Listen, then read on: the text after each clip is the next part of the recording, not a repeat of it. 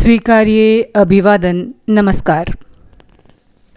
महाभारत के पिछले अंक में हमने सुना कि प्रतिशोध की अग्नि में जलती अंबा किस प्रकार शिव से वरदान प्राप्त करती है और राजा द्रुपद के यहाँ स्त्री रूप में जन्म लेकर पुरुषत्व को प्राप्त होती हैं। महाभारत की इस कथा में बहुत सी अंतर कथाएं भी हैं जो आगे चलकर भरत वंश से जुड़ती हैं या महाभारत के युद्ध की परिणति के रूप में हमें प्राप्त होंगी। तो आज कथा है कच्छ और देवयानी की। एक बार देवताओं और असुरों में इस बात की लड़ाई छिड़ गई कि तीनों लोकों पर किसका आधिपत्य हो। बृहस्पति देवताओं के गुरु थे और शुक्राचार्य असुरों के। वेद मंत्रों पर बृहस्पति का पूरा अधिकार था और शुक्राचार्य का ज्ञान सागर जैसा अथाह। इन्हीं दो ब्राह्मणों की बुद्धि बल पर देवासुर संग्राम होता रहा। शुक्राचार्य को मृत संजीवनी विद्या का ज्ञान था। इससे युद्ध में जितने भी असुर मारे जाते उनको वह फिर से जिंदा कर देते। इस तरह युद्ध में जितने भी असुर खेत रहते वे शुक्राचार्य की संजीवनी विद्या से जी उठते और फिर मोर्चे पर आ डटते। देवताओं के पास ये विद्या नहीं थी। देवगुरु बृहस्पति संजीवनी विद्या नहीं जानते थे। इस कारण देवता सोच में पड़ गए। उन्होंने आपस में इकट्ठा होकर मंत्रणा की और युक्ति खोज निकाली। वो सब देवगुरु के पुत्र कच्छ के पास गए और उनसे बोले, गुरुपुत्र, तुम हमारा काम बना दो तो बड़ा उपकार होगा। तुम अभी जवान हो, तुम्हारा सौंदर्य मन को लुभाने वाला है, तुम ये काम आसानी से कर सकोगे। करना यह है कि तुम शुक्राचार्य के पास ब्रह्मचारी बनकर जाओ और उनकी खूब सेवा करो, विश्वास पात्र बनो, उनकी सुंदर कन्या का प्रेम प्राप्त करो और फिर संजीवनी विद्या सीख लो। कच्छ ने देवताओं की प्रार्थना मान ली। शुक्राचार्य असुरों के राजा वृषपर्वा की राजधानी में रहते थे। कच्छ वहां पहुंचकर असुर गुरु के घर गया और आचार्य को दंडवत प्रणाम करके बोला, आचार्य, मैं अंगिरा मुनि का पोता और बृहस्पति का पुत्र हूँ। मेरा नाम कच्छ है। आप मुझे अपना शिष्य बना लीजिए। मैं आपके अधीन पूर्ण ब्रह्मचर्य का पालन करूंगा। उन दिनों ब्राह्मणों में यह नियम था कि कोई सुयोग्य व्यक्ति किसी उपाध्याय या आचार्य का शिष्य बनकर रहना चाहे तो उसकी प्रार्थना स्वीकार की जाती थी। शर्त यह थी कि उसे ब्रह्मचर्य का पालन करना होता था। इसी कारण विरोधी पक्ष का होने पर भी शुक्राचार्य ने कच्छ की प्रार्थना स्वीकार की। उन्होंने कहा, बृहस्पति पुत्र, तुम अच्छे कुल के हो, मैं तुम्हें अपना शिष्य स्वीकारता हूँ। कच्छ बड़ी तत्परता के साथ शुक्राचार्य और उनकी कन्या देवयानी की सेवा शुश्रूषा करने लगा। आचार्य शुक्र अपनी पुत्री को बहुत चाहते थे। इस कारण कच्छ देवयानी को प्रसन्न रखने का हमेशा प्रयत्न करता। देवयानी धीरे धीरे कच्छ के प्रति आसक्त होने लगी। इस तरह कई वर्ष बीत गए। असुरों को जब पता चला कि देवगुरु बृहस्पति का पुत्र कच्छ शुक्राचार्य का शिष्य हो गया है तो उन्हें भय हुआ कि वो संजीवनी विद्या न सीख ले। इसलिए जंगल में आचार्य की गायें चरा रहे कच्छ को उन्होंने मार डाला और टुकड़े टुकड़े कर कुत्तों को खिला दिया। शाम को गायें अकेली घर लौटी। देवयानी ने देखा कच्छ नहीं है। वह दौड़कर पिता के पास गई। सूरज डूब गया है, गायें अकेली वापस आई हैं। आपका अग्निहोत्र भी समाप्त हो गया पर कच्छ नहीं आया। मुझे भय है, उस पर जरूर कोई न कोई विपत्ति आ गई होगी। उसके बिना मैं कैसे जीऊंगी। कहते कहते देवयानी की आंखें भर आईं।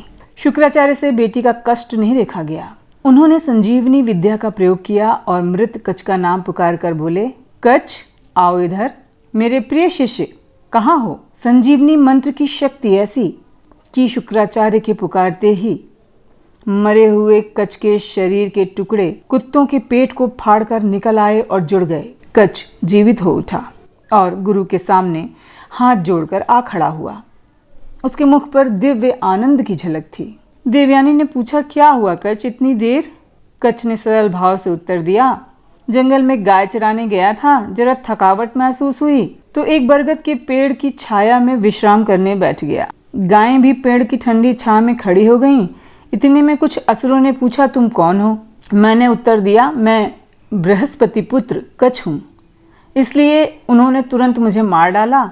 न जाने मैं फिर कैसे जीवित हो गया। कुछ दिन और बीते। एक बार कच देवयानी के लिए फूल लाने जंगल गया।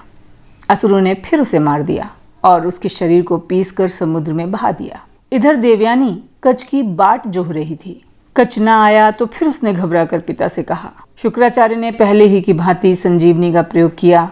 कच समुद्र के पानी से जीवित बाहर निकल आया और उसने सारी बात देवयानी को सुनाई।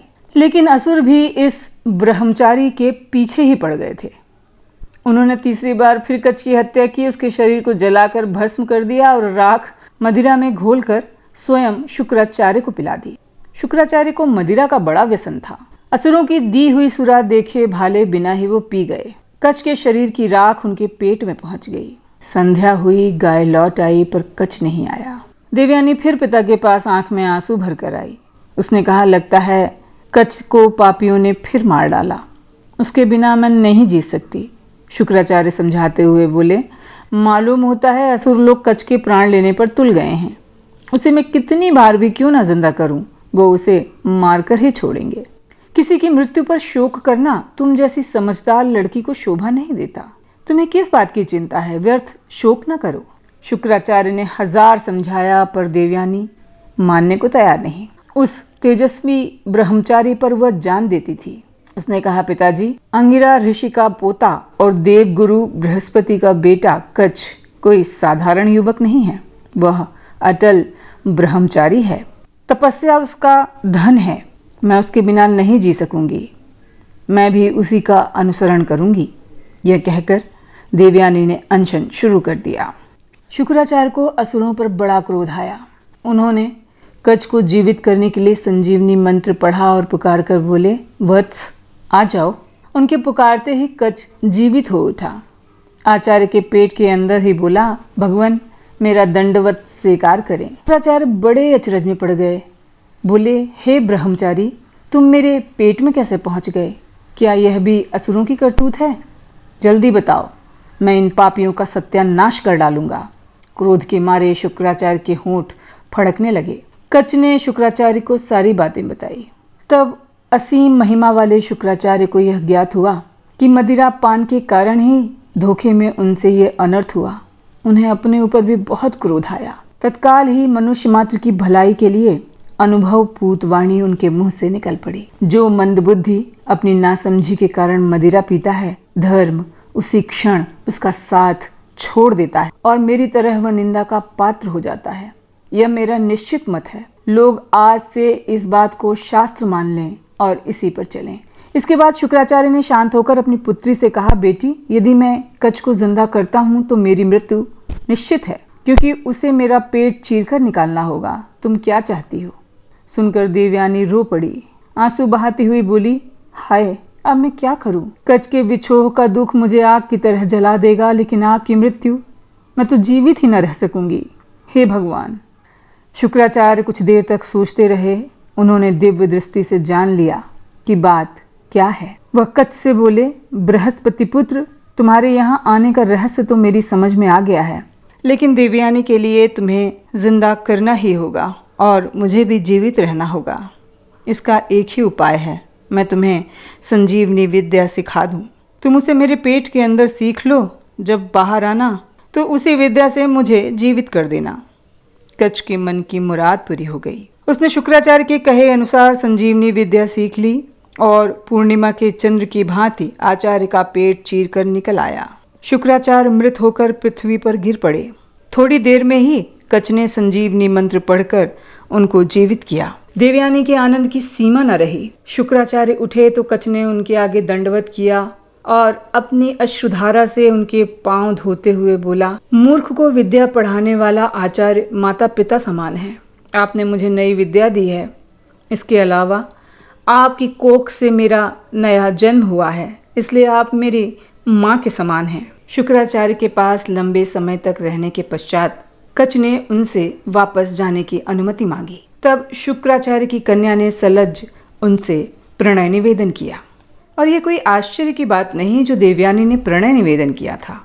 वो जमाना ही ऐसा था जब शिक्षित ब्राह्मण कन्याएं निर्भय और स्वतंत्र होती थी। देवयानी की बात सुनकर कच्छ ने कहा, एक तो तुम मेरे आचार्य की बेटी हो, सो मेरा धर्म है कि मैं तुम्हें पूज्य समझूं।